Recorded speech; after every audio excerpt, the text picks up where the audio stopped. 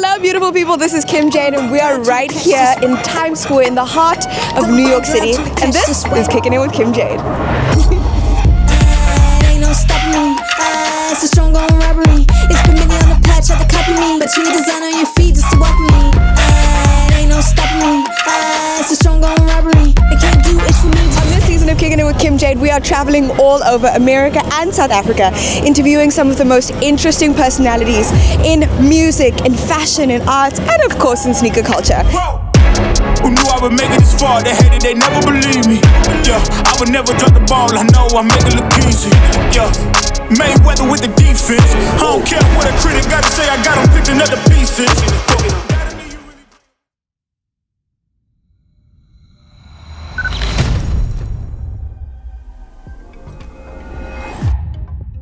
Hello, beautiful people. Welcome to another fire episode of Kickin' It with Kim Jayde. Today I'm sitting with an actual goddess.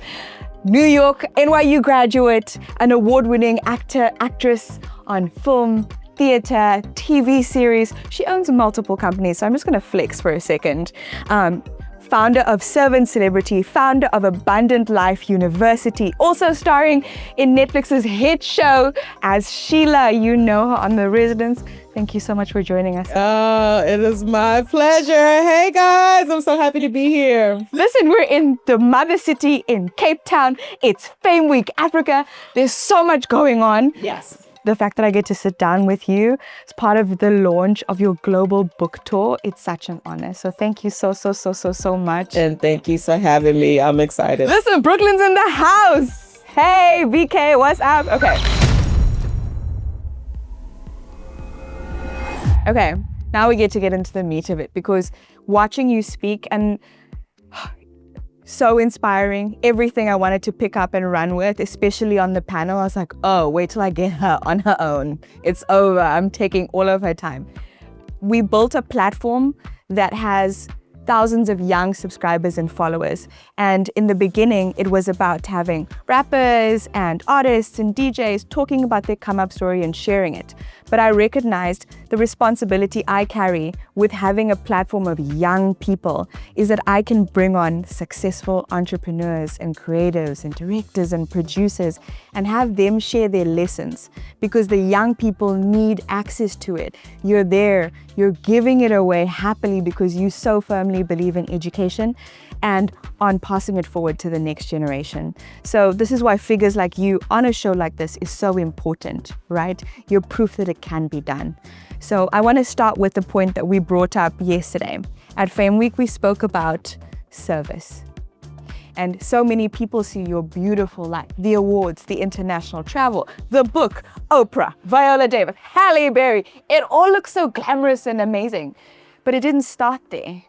You actually put many years and a lot of hard work into it. So talk to me about the service. Yeah.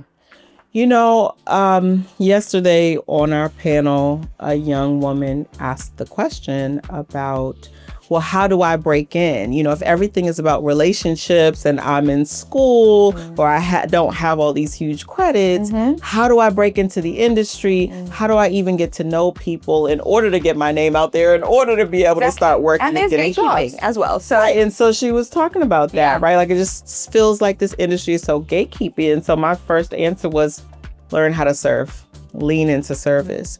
Because what happens is that as you serve, you make yourself valuable to the person that is busy, to the person that doesn't have much time, to the person that you reach out to and you say, oh, can I just pick your brain? Or, oh, can we have coffee? Or, oh, can we have lunch? Well, I may not have time to do all those things. Yep. But when you offer yourself to be of service to that person, suddenly it's, oh, wait, you can help me in some way. Yes. And so I think a lot of times we assume that mentorship is about getting someone else to help you. But a lot of times it's about finding a way to serve that person And you will find that in so doing, that person will now be attracted to you and want to help you. Exactly. So I have multiple people in my life, including my relationship with Viola, lived with her, helped them start their production company, and those things that's now grown into this global superpower. They helped produce Woman King that filmed right here and so many other productions. But that, offer of service, the same with Oprah or Tyler Perry, these various people who then start to lean into you because they realize that, you're not just here for yourself. You're not just here to take, you're here to give. Exactly. And I have found that the people that I've met throughout life and throughout the industry who you can tell that their spirit is one of giving, you want to give to them and you want to share space with them. Definitely. So that's really important to lean into. Practical examples are always good. They help, right? So interning, guys, we always need extras on set. We always need helping hands. Something as small as helping with the catering, helping with tidy up on set afterwards, right? Being there before everybody else gets there. I think the extra mile is what has helped me in my career. Look, I'm still a couple years in, but always being willing to go the extra mile, arrive early, do things that aren't your job. I find a lot of young people do the thing of, that's not my job. That's not what I'm here for. Actually doing exactly that is what's going to make you stand out over the other 10 interns that are also trying to get an opportunity and trying to get their break into the industry. 1,000%. There are so many young people that I have met on set and even exchanged information or even myself offered them a job because I've seen how dedicated they were to just serving the food, bringing the coffee, making sure that you have what you need, running lines. And that's what I did when I was an intern for Sanaa Lathan, for Jeffrey Wright. Those were the people that were ahead of me. And so I was interning on Shakespeare in the Park in New York City, Joseph Public Theater, and they were the ones on stage. And I would make sure that they had their water, that they knew their lines. We'd run lines, after hours, like you said, going that extra mile. And it was rewarded. Some of them, when I came out of school, when I, finished drama school, I asked them, can I assist you in some way? Can I serve you in some way? And what that does is it brings you closer. And so now I'm working with these people and now we're filming television series together, but they still remember those days fondly. And so do I. There's a wonderful scripture in the Bible that says your gift will make room for you and will bring you into the presence of great men. And so I think that that's just definitely a principle to live by. In my research, I watched tons of your interviews, and the one that actually landed with me and resonated with me the most was actually a sermon you did at one church 9 years ago. And you spoke about Joseph and his coat of many colors and his entire journey. And what landed the most was you spoke about a season of waiting.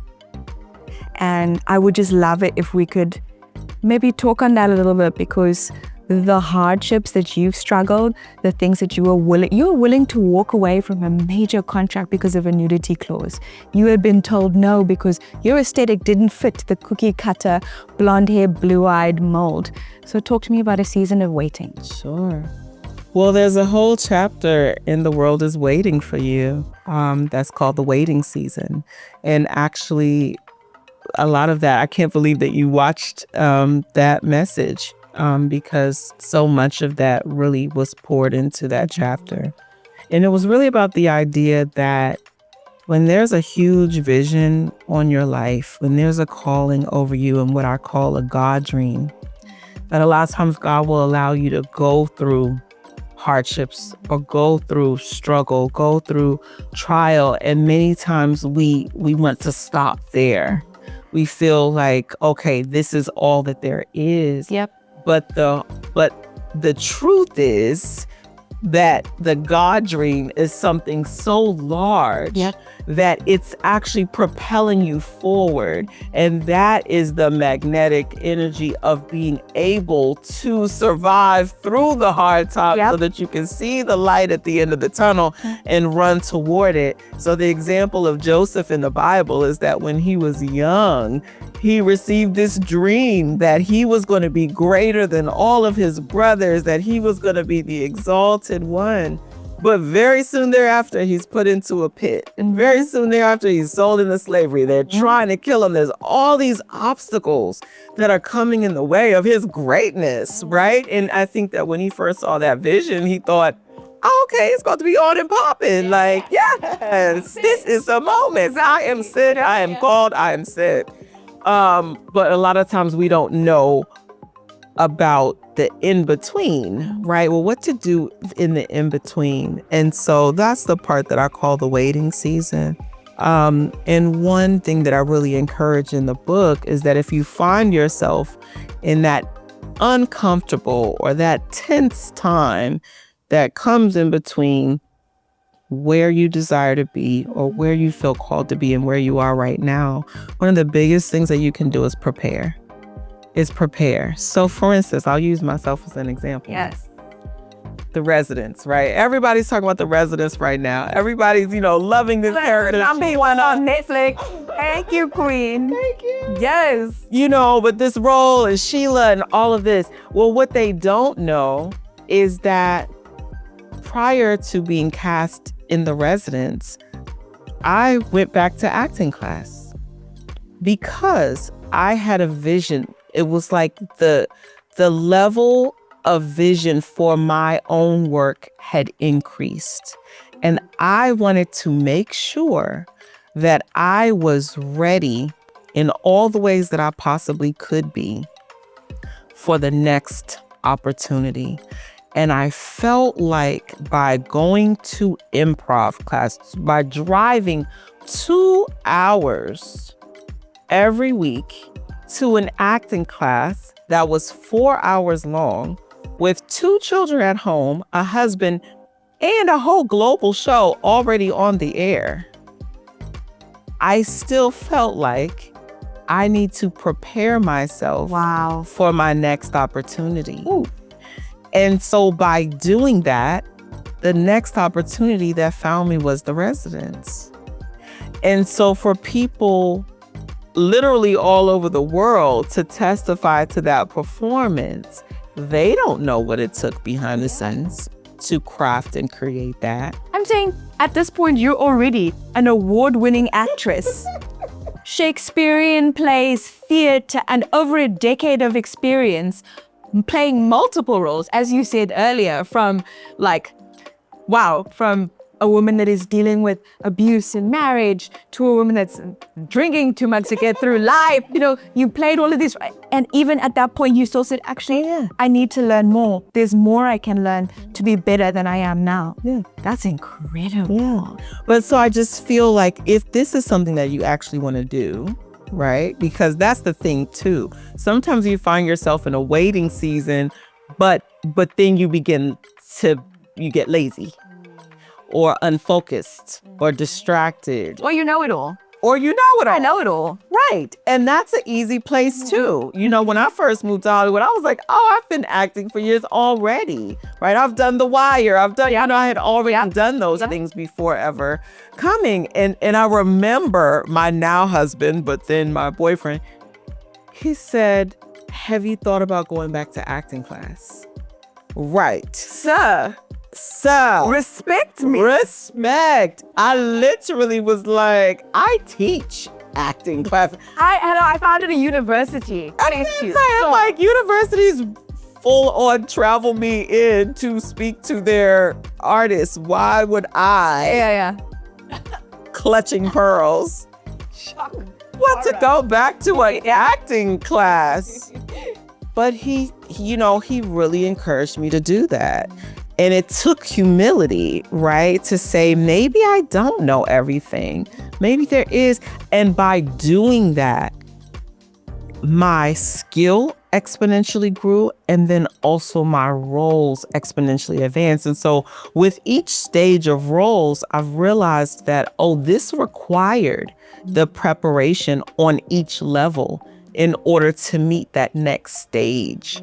And so I just want to encourage anyone watching that, listen, if you find yourself in that in-between time where things are slow, where, you're tempted to just wallow in the self-pity or wallow in when is this ever going to happen for me, you must hold on to the vision. That's the time to lean in more than any other time, is to hold on to, just like Joseph did, what God said about me. I don't know when it will manifest, but I'm going to make sure that I'm excellent in each stage and phase that I find myself in. And what I've experienced in my own life is that excellence is rewarded and can often be handsomely rewarded. What is your advice to young people about community? And I think specifically for us to land that it's not about reaching for a Viola Davis to be in your community. That came organically. It's about identifying where you are, the people that are aligned with your vision. So talk to me about how you built that community. 1,000%. And I just love how you phrased that question too. Actually, when I was in college, in university, I started an organization right there on campus for artists, because there were gaps that I felt as a creative and as a person of faith, at this huge university, that part of what I was being taught was that God was not even real. And so I'm like, oh gosh, are there other artists who believe? Are there other artists who have faith? Yeah. I don't know. And that's how I first, believe it or not, came in contact with Denai Guerrero. Because I put out this clarion call and just said, like, okay, there's a new organization, starting on campus for young artists of faith. Yeah. And years later, I found the list of people's names and emails who had responded to that. And hers was at the top of the list. It's like, if you build it, they will come. It's literally that. Is exactly the revelation that God gave me when he asked me to do it. He said, build it and they will come. And sometimes that's what we have to do when we see a gap that we need, especially when it comes to community or support that we don't see in front of us exist. Sometimes it is for us to build it and have faith that once it's built or even started or even whispered that it might start or that it's going to start, that it will begin to attract like-minded people who feel the exact same way. And so now fast forward that, that organization I started on campus, now in Hollywood, I'm leading these huge events of artists, actors, writers, producers, directors, executives in Hollywood of faith. And we're all coming together. We're gathering together. We're encouraging one another. We are praying for one another. We are inspiring one another. We're looking out for each other. And so I didn't realize that those seeds of community that were being planted at age 19, we're going to reap a harvest on this level in the middle of Hollywood. But at the same time, it's still the same, right? That you start wherever you are and build the like-minded community that you want to see and that you want to be surrounded by. Nice. And you gave them permission to be that in a space that didn't allow for us to loudly and proudly worship, because I think in our industry, Christians can be embarrassed to loudly claim their faith because it's not cool or sexy or popular or, it might make someone else feel uncomfortable. That's what I got in watching your sermon, is that like, I am a woman of faith and I talk about it on social media, but it should be part of my conversation here as well. And you gave me permission to do that, because it's like, actually, if it's not cool for you or it turns you off, change your channel, I'm not for you. Then my content is not for you, and that's okay. So, or the beauty is that if you're perceived as cool and you're perceived as trendy and also you're perceived as Christian, And it begins to bring these things together. That now your faith is synonymous with your coolness. For sure. Because it makes us who we are. We are hardworking and humble and kind and giving, and we have these blessings because of our God. We didn't do this and get here because we're incredibly talented and because Oprah co-signed. It's not it. It's Him. He gave you the calling and He gave you the gift, and now He's giving you the platform. And it's like, now that you have the platform, what are you doing with it? Are you giving me my flowers? You know? Yeah. Honey. 1,000%. What is the legacy? What does Edwina Findley's legacy look like? Yeah. Well, you know, my God dream when it comes to others is to really have planted a seed, right, in them that is watered and that will produce fruit. And so my heart's desire through the world is waiting for you is that there will be millions of people long after I'm gone, be it my little girls, London and Victoria, mommy loves you, or the many other women, or the many other people of faith, or the many other people of African descent, or the many other creative artists around the world that know that their God dream matters, that there is a need for you in this world. There's a need for what you uniquely have to offer to this world. And the world is waiting for you. So my prayer is that long after I'm gone, people will still be reading this book. People will still be inspired to know that there is a vision and a dream with my name on it, that little girls in the most corners of the earth who may not have resources and may not have mentors and may not have people, you know, that they can immediately look to and say, oh, this person will help me, that somehow they will know that they're valuable, loved, more than enough, and that they will have the courage and the boldness to step out by faith and in faith to take up space and to let the world know you were waiting for me, and here I am. Perfection. You're amazing. I'm so grateful. I'm so humbled to be in your presence. I'm so grateful that you think that our platform is worth the time, you know, because you're an incredible and accomplished woman that gets paid tons of money to travel the world and do this. And I mean, I told you this, I'm financing the entire project on my own because I have a God dream. And this is important. It's important for young people to hear you speak and to know that because you've done it, they can do it. So thank you for your time. Thank you. Can I get a signed copy? Am I pushing it? Did you not get a sign? No, I'm like, this is my time. No, I want, no. You were Didn't. I was letting them out because I was like, I'm going to see her. Oh, like, So we're I'm going to have our own intimate time. She's going to be in my own self. VIP. Oh, later. I will absolutely sign your book, of course. Thank you. I'm not going to really, I will cry. I'm a Cancerian. I will cry for everything. You can read it. But really? Okay.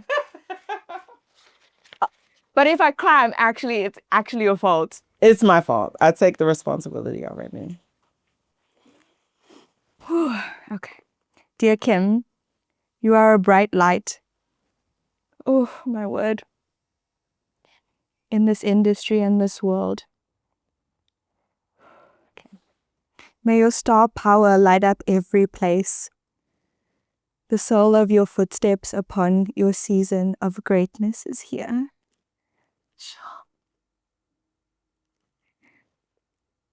Dude, there's been so many months that I didn't know how I was going to parent this year because I'm putting everything into this. Because I have to, you know. This validation means so much more than you know. And it's like God made you write what you wrote. So Thank you for seeing me and validating my journey. This means a lot. Really, thank you. You're amazing. You're so amazing. I appreciate it. Thank you. Thank you. Ah! There goes all my street cred. Gone. Love it, every word. Thank you so much.